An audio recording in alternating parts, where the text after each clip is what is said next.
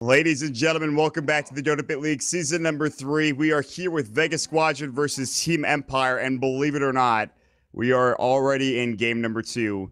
Guys, we actually waited a long time to get into that first game, and it lasted approximately 17 minutes. 17 minutes! Empire, aggro tri-lane, resolution mid-invoker, there's no other way to describe it than a beating against Vega Squadron. And with that, Empire move up to 3-2. An outstanding performance in that first game. Vega Squadron moved down to 1-4. They are last in Group B. They've got to find something here in this second game. Otherwise, they're going to go down 0-2. Well, they'll try their best. We're already in the draft as things do get started. Again, I'm joined as always by my production crew, Pimp Muckle and Trout. Trout, do you have any words for what we just saw in that last game, my friend? Just a slaughter. That's the word that comes to mind, really. They just... I thought things were going to go bad early on because of the early death on Talina being solo killed by the Axe in lane that she should really dominate, but where she didn't dominate in kills, she dominated at CS. Like, her CS was just so good. And then she also was able to roam around the map too, so... Anyway, if you're Vega, you want to do whatever you can to completely forget about that game and have a fresh start in this game. So they go with the Vengeful Spirit Shadow Fiend, which is very good for Roshan. Lots of negative armor there. Vengeful Spirit, one of the better supports in the mid to late game, honestly. I would say probably the best in late game just because you have the swap ability to not only initiate, but totally save your carry. Not so good in the early game, though. It's one of the not the best supports in the early stages of the game, unless you have someone else that can be coupled with the stun and can actually still do damage. So like last game, we saw them use it actually quite nicely in the early game because they had the what's that spell called? The Ice Shards, which not only does damage but also traps people too. So it essentially does damage itself, traps people, which then in turn does more damage because it makes it so you can get more auto attacks off. So we'll see if Rubik is a good couplings or a good support with him. I think Rubik's damage is actually a lot better than most people think. So yes, we'll see. I agree with that. That's the biggest thing. Is I talked to a couple people. And they feel like Rubik's damage is flimsy early on in the game. Fadebolt's a bit deceptively strong, I think, early on. His right click as well is not bad. It's not a bad animation. It's not bad damage. It used to be a lot better when people played Rubik mid. Those were the days, which, by the way, I'm just going to say, I think that was maybe the worst decision Ice Frogs made, was taking Rubik out of mid, because his playmaking ability was so incredibly fun to watch that a lot was lost when they changed that. However, he can still make big plays, obviously. He's still a strong hero. Venge Rubik together as a combo, I'm certainly not opposed to. I think it's a strong start for Vega. They also get the SF for more than likely for no one. And that was one of those games. That was one of the very few games in that first game where I've seen a sniper get absolutely crushed, hammered. And they're looking to just... That's a bit of PTSD, I'm sure, from that last game. They have to try to find something else to work with here, so... Yeah, for sure. I still think Rubik is a fantastic mid. Like, he actually has pretty damn good attack animation, good damage too, like you mentioned.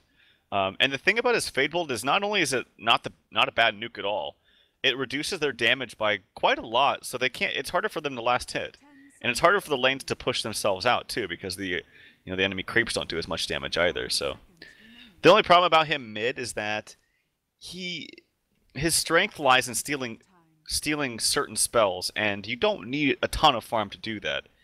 You can usually just do that by prioritizing his farm after your one position, dips into the jungle or something like that, and then Rubik gets a fast blink, which we might see this game, because I don't think Vengeful Spirit does better things with farm than a Rubik does. Yeah, Vengeful Spirit is like Boots, maybe Medallion, probably not. I don't know. You could build a couple of items on her, but Rubik needs a blink desperately, in almost every situation. It makes him a way better hero once he gets that blink. Yeah. So, for instance, you see Vici when yes, when FY plays him, they always prioritize the Rubik blink on him, and it's because it just changes the dynamic of the hero a lot. That is the one strong thing about Vici. No matter what they have in terms of supports and laners, they will get FY if he's on SS, like Shadow Shaman, if he's on Lion, if he's on Rubik, he will get an early blink dagger. That is his job. Other than, of course, winning his lane, rotating, getting kills. But, getting that Blink Dagger, they prioritize it so heavily that if you see a Vici game that he doesn't get a 15-minute Blink Dagger, it's almost kind of awkward. And it's it usually doesn't happen that often. So, Vegas Squadron, they'll pick up the Bat Rider. We already talked about the Rubik at great length. For Empire, we haven't really talked about their lineup. They have the Brewmaster, Earthshaker, and the Skyrath Mage, and now the TA. You would think the Brewmaster would be going into the mid lane, but with the TA coming out for Empire, there's a good chance Resolution picks that up, and then maybe Yoki plays Brew in the off lane, and then we'll see if Silent grabs something for the safe lane. That seems to be the best possible case for me. I like that. Yeah, that's good for me too, because if they put Panda safe lane, then they would have to pick some kind of more greedy off lane to potentially carry in the mid to late game. But you don't want to have that on your off lane's shoulders, because your off lane's typically not going to get much. So I like that. I like the only thing is it's very interesting that they picked TA into Batrider, which shows one, that they have something in mind, and two, that they're confident, because most teams won't do that. Most teams will just say, oh, like if you're for instance, if you're in the drafting booth and you're saying, oh, what's going to be good here? How about TA? Most people on a team will be like, no, they have Batrider. TA is awful. But like I said, Empire's quite confident, and they have some kind of other plan to deal with this Batrider. I mean, you'd probably be confident too if you just beat a team in 17 minutes. Yeah. So Vega Squadron, their last pick coming out, probably a safe lane hero. Something for Tron. That Slaughter did not work out, and that wasn't necessarily his fault. His supports tried their best to help him, but that aggro tri-lane, I mean, that was a rough aggro tri-lane to go up against. They were diving tier 1 towers like crazy. The funny thing about that game is that every single hero from Empire at like 12 to 13 minutes all like conglomerated mid lane, and they're like, okay, we're gonna have a party here now. We're gonna go to your jungle. We're gonna go to your mid lane. We're gonna kill everyone. I don't think that's going to be the case this game. This game is going to be a bit more drawn out, because as a Brewmaster, you do need a Blink Dagger. As a Templar Assassin, you need maybe like Phase, Drum, maybe a Yasha. We'll see what Resolution builds on TA, on what he decides to go for. But Vega have to find something. They have to find something here for their safe lane for Tron, and I'm not sure what they go for. They're taking a long time to think about it, though. Yeah. And the one thing that's not too bad for the TA this game is that, yeah, Batrider is very good against TA by getting rid of the refraction charges immediately, but if it's just a straight up 1v1 mid for Shadow Fiend TA, yeah, Shadow Fiend should be able to get some pretty decent CS if he plays his cards right, but TA is not gankable, because Rubik Venge are not the best pairing for killing Templar and getting rid of those refraction charges. Batrider, yes, can do it, but you do not have a Batrider transfer mid to go ganking, pre-minute 10, so it's going to be hard to gank this TA. And then if they stack the jungle for him, or stack the Ancients, TA, I don't know if you've seen it since they made that change a few months ago, but man, TA can take out Ancients so damn fast. Yeah, you're absolutely right. That is the refraction, the Cyblade damage coming up from Templar Assassin. And you talked about this before. Teams don't expect Templar Assassin to go to the Ancients. Like, they don't expect heroes like TA to head over there and have a stacked Ancient camp. So they don't put all of their emphasis on, like you would for a Tidehunter, for example. Yeah. Sentrying or Observer warding up those Ancient camps. Therefore, TA kind of has free roam to get some extra gold. Now, I do want to talk about these last two picks, which are very interesting. What we thought was going to be a Yoki offlane Brewmaster turns into a Yoki Sand King in the jungle, which means Brewmaster goes to the safe lane, and then, or who goes to the off? Maybe Yoki offlane Sand King? I'm not sure. Yeah. I didn't see the game, but I saw it posted on Join Dota, where because I was curious about what they played and what they drafted one game, and I think it was today recently. Empire, they just played Yoki offlane Sand King, I believe. I didn't see it. I just saw it on paper, and I could only assume. And yeah, it looks like he is going to walk up here. This was really popular. I try not to do this too much and do the Han plugs, but offlane Sand King was a big thing for a long time in Han as well. So it's kind of fun for me to see this happen. But yeah, and then you mentioned the Centaur War winner. That's very interesting too. So they have good initiation with a fast blink on Tron, and then maybe a fast blink on Batrider. But I'm scared for the late game potential just a little bit. Empires doesn't have the biggest late game punching power, but TA is actually a lot stronger in late game than people think. Yeah, no, TA can certainly take a game over, and also if she snowballs, then she can take over the game a lot earlier than I think people anticipate. And then not to mention Silent on a Brewmaster, who's going to get a lot, like, in the mid lane, you get a lot of farm, but sometimes you get contested. If you're in the safe lane, though, unless they are running an aggro tri-lane into you, Brewmaster should get 100% free farm. His animation is beautiful. His base damage is great. I don't really think he'll miss any CS, considering Silent, obviously, one of the best CSers out there, at least in the CIS scene. But look at this 5-man aggression from Vega. They are maybe thinking about warding some camps here. They have 2 sentries. They have 2 observers. Tron does get 1 right click from Always Want to Fly. They threw up the observer ward here just to get vision. And anything else? They ward 1 camp. There's a lot of heroes bottom. Telekinesis, Resolution. They didn't bring him down, actually, and they missed the stomp. Tron backing away, the refraction doing some damage. And they actually will get the bounty rune for the Sand King top. It is going to be no one, but now the fight breaking out. No one getting low. The body blocks. He's so low. The Fissure, it's not going to be there. Ivan walking up with the Firefly. And I think he left with about 20 HP for no one. I thought for sure he was going to go down, but Vega survived. And again, that would have been another disastrous engagement early on in this game. Yeah, that would have been pretty bad. I thought he died too. Like, okay, so Templar's attack is technically still ranged at 140, right? Maybe did he miss uphill? I didn't see. I don't think so. I don't think he know, missed. I think it just wasn't enough damage. Maybe I'm crazy. Nah, I couldn't. I was watching, like, my camera was just a little bit lower than the auto attack to see, so. It's going to be Rubik soaking up just a little bit, and now he'll probably leave after SF has to TP back after the first wave. Not a good start. He does have wave first, so he can actually get some CS in this lane early on. I feel like TA against SF is not a bad. It's not a bad lane for resolution, especially later on when he gets more points of refraction. Lane? Yeah. It kind of works both ways. Like once you get levels on the SF2, you can spam out waves. Once you get levels on the TH, you can kind of spam out waves in a sense too. Bottom looks like they might have gone for something. Nope. But Ivan, he's been taking a lot of damage from Always Wanna Fly. He's been throwing out a lot of arcane bolts, so Ivan's really getting zoned out pretty heavily. Whereas Sand King has 5 last hits, and he's got a Sandstorm Arzeek. He does have a Sentry. He actually magic missiles that immediately. Team is coming back in. He's like, I can telekinesis, but I'm a mile away, so I guess I'm not getting there in time. Yoki's going to go for Tranquils, by the way. He'll pick up his Ring of Regen, and actually with the Tango, he regens so fast. And he's also going to go for the top tier, that top 2-minute rune, and Seam of the Slayer is not heading in that direction. So all of a sudden, rune control going the way of Empire just a little bit. And everything looking solid for the Radiant squad as of right now. Yep, and that Sentry will be expired here relatively soon. He has one more, but you know, it's just another one of those Invis offlane heroes similar to a Bounty Hunter, except it's way harder to kill a Sand King than a Bounty Hunter, even with Rev Wards. But you still have to expend the gold to actually threaten him out of the lane. And can you really do that against a Sand King when you're just Venge? I don't even think he can, even with the stuns up, just because he can Burrow Strike away. Not only getting himself further away, but it also stuns people in his way. So it's very difficult to actually keep a Sand King all the way out. I mean, Arzeek is, or the Sand King, excuse me, Yoki's level 3, Batrider's level 2, and we're talking about a Batrider here. This is the quintessential offlane hero for most people. And Sand King is not one we see often. You talked about it, but also I am concerned, are they stacking up the jungle currently for Sand King? Absolutely. There's a couple of stacks. No, that one's not stacked. Never mind. Don't. This one's been warded. It's blocked. So they do have one big stack actually coming out for Aloha Dancing. That's pretty good. I actually think this is going to start being a thing. I really do. It's like, I think Sand King with the Blink is arguably more effective than a Batrider sometimes, just because he does more damage. And he does more burst damage, like, and surprisingly, you know. And it's AoE. Yes, Firefly's AoE too, but it's not the most, you know, spectacular AoE. They're actually smoking around to mid. It's only a level 1 Burrow Strike, but he's very, very quick, and yeah, no one will fall here, I think. The fish is probably going to come out in just a second. This is going to be an easy kill, and Resolution's the one to get the last hit.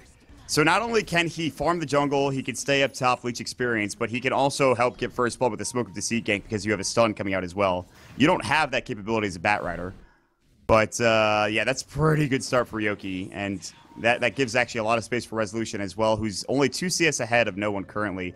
Arzeek does take the lane experience, so that's pretty nice. They do have free farm top for Tron, so I imagine a very quick Blink Dagger, but the same could be said probably for Silent down bottom with 26 CS. If Yoki gets this stack, he's the man. No, he didn't get it. That's really hard to stack. I think that's 5? Let me see if I can count this. 1, it's 4. Okay, Pitmunkle has told me it's 4. It's really hard. He's gonna take it anyway. Yeah, that. Oh man, that always seems difficult. He'll actually just Sandstorm. He's level 3, so Sandstorm level 2. This is when you start really getting into the gold area. This is when you start cash again. This poor family of creeps they're falling. It's a dust storm. Meanwhile, mid lane Resolution going up against no one, and he has a haste rune. Yes, no one could kind of run after him if you wanted to, but I don't think that'll be the case. Resolution will just sit under the tower and CS. No, it's all even. Not much action other than that first blood though, man. Not much really going on in the game. And Yoki gets up to about just a little, or he will be a little under 5.5. So that's really good farm hit. And you play it similarly like you would play with a Batrider. You know, Batrider's off lane, you stack for the Batrider, then he goes to the jungle when he can't lane anymore, and then gets free farm. And it works out similarly. Yeah. By the way, Batrider did go to the jungle, and he got a stack or two. And there's even this huge stack coming out as well. Another, I think, 4 stack coming up for Vega. So he'll have that to work with. And then, of course, Yoki actually going for the Soul Ring. So he's really going to delay his Blink Dagger for sustain. Tranquils and Soul Ring. So mana and health. That's what he's got going for him. And that allows him to... Sometimes when you go for boots first into a Blink Dagger, you get an Epicenter, and then you have to go back home. Or a burrow, or like 2 burrow strikes, and then you have to go back home because you're out of mana, right? Or you're down in health. So it's a smart decision, but it's going to delay the Blink Dagger for sure.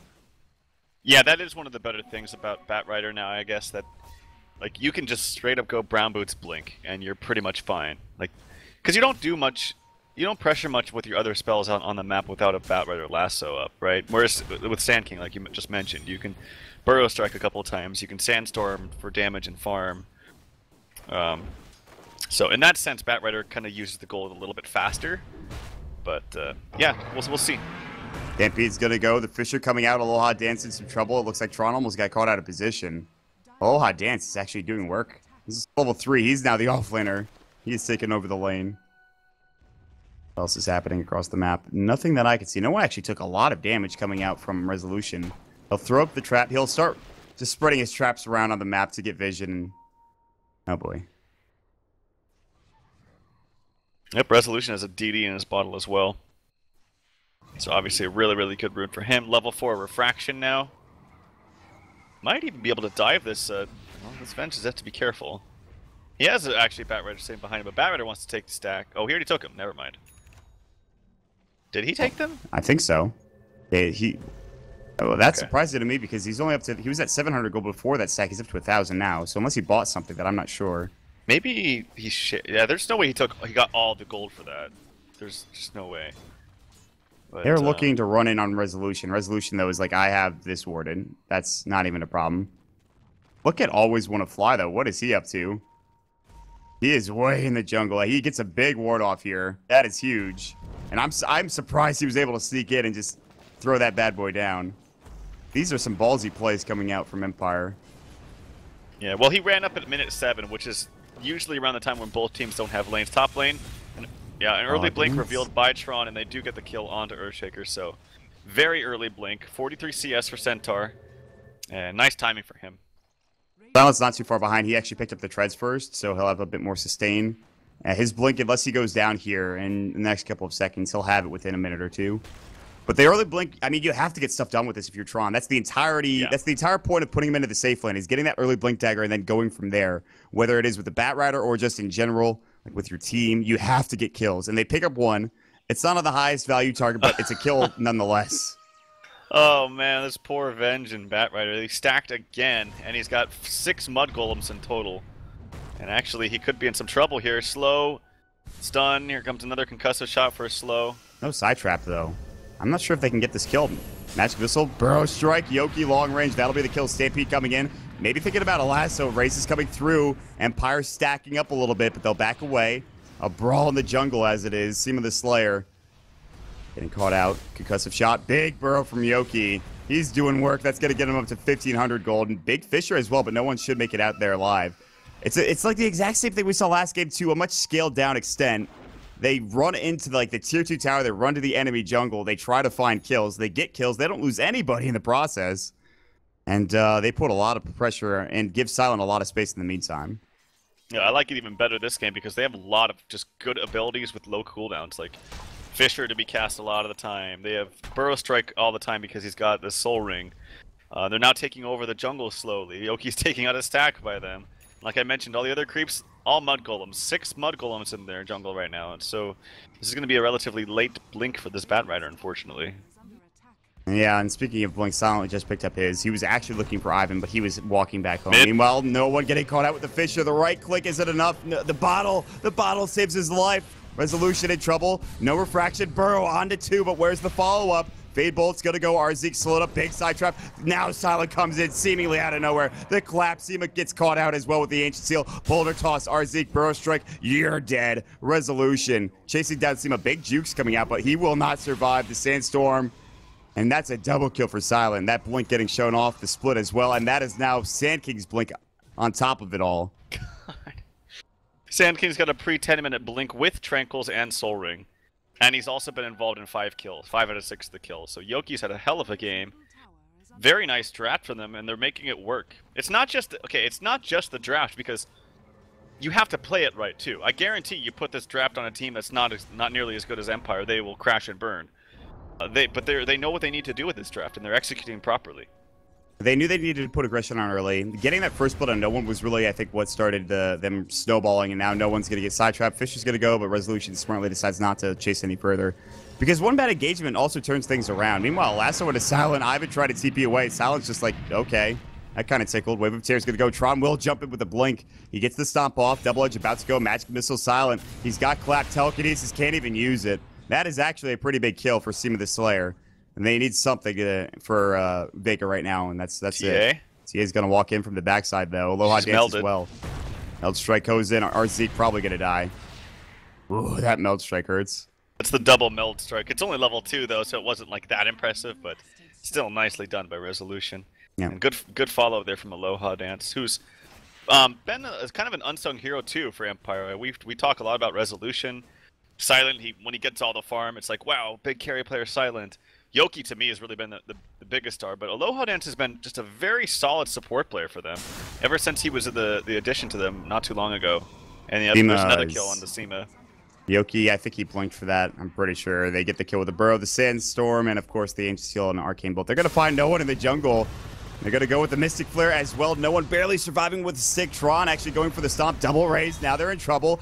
They will have Aloha Dance coming to the backside. He was looking for the Echo Slam. He's going to get it off. Tron now getting Ancient Sealed. They need a Fisher. They're going to find it. Blink Yoki almost died to the Requiem, but he stays alive with like 20 HP. Now the TP coming out from no one. They can't get the kill. Aloha Dance, he had a chance. He was too far away. And these ballsy plays continue to pay off, but here comes Ivan. Burrow Strike onto Arzik, but not a full Burrow. Telekinesis, Yoki does Sandstorm. Now there's the Meld coming out for Resolution. Seema the Slayer getting caught as well. Side Trap. He does steal the Side Trap, but that's not going to do anything. That's a double kill for Resolution. Blink, Clap, Split. How far are they going to dive this? It looks all the way to the Tier 3 tower. 4 dead. This feels exact. Oh my god. Oh my god. Are you kidding me? Empire, do it again. I said it last game. I said there's no way they're finishing a game quicker than 17 minutes. It's 12. Empire have eaten their Wheaties, and they are absolutely trouncing every team. Vega get obliterated. Oh my lord. They definitely have eaten their Wheaties, man. We actually waited longer for the series to start than the entirety of the series, I believe. I could be wrong. It was close. You are 100% correct on that. And I think the important thing, too, to note here is you outlined a little bit, is that Vega is not a bad team, man. Like, none of these teams in this tournament are bad at all. Vega, they qualified. They took the first spot over NiP. They looked damn good in the qualifiers. They pretty much dominated everyone outside of NiP, and even against NiP, they looked really good. This is not a bad team. Empire is just on a new level. And they're showing that with these different drafts and just amazing plays from everyone. Specifically, Yoki. This guy has been very, very impressive since he's been the addition for them. It felt like Vega were kind of tilting at the end there, but Empire, you really have to just applaud their play. I mean, we didn't even have a hero that was level 11. That was absolutely the most ridiculous thing I've seen. That felt like a TI4 kind of game with a 12-minute game, but it wasn't necessarily a death ball. It was just outplay at every step of the way. They had heroes, they got an advantage, and they ran with that advantage, man. That was something else. Oh, man. So that'll actually end the series today. A very quick series. There was a delay to start things off, but oh boy, did it escalate quickly. And with that, we are going to head out for today. Tomorrow, we do have some more action, which I believe is going to start at 21 CET or 21:30. I'm not 100% sure. Let me check the schedule quickly. Our March the 3rd game, Secret versus Alliance, 21:30 CET. Very excited for that. And that should be a good series. I'll look to see you guys then. But also, before we go again, make sure you guys check out gamersbook.com. They have a giveaway on their giveaways tab. Check it out. It's an epic Arcana giveaway, the PA and CM Arcana. Make sure you enter over there at gamersbook.com.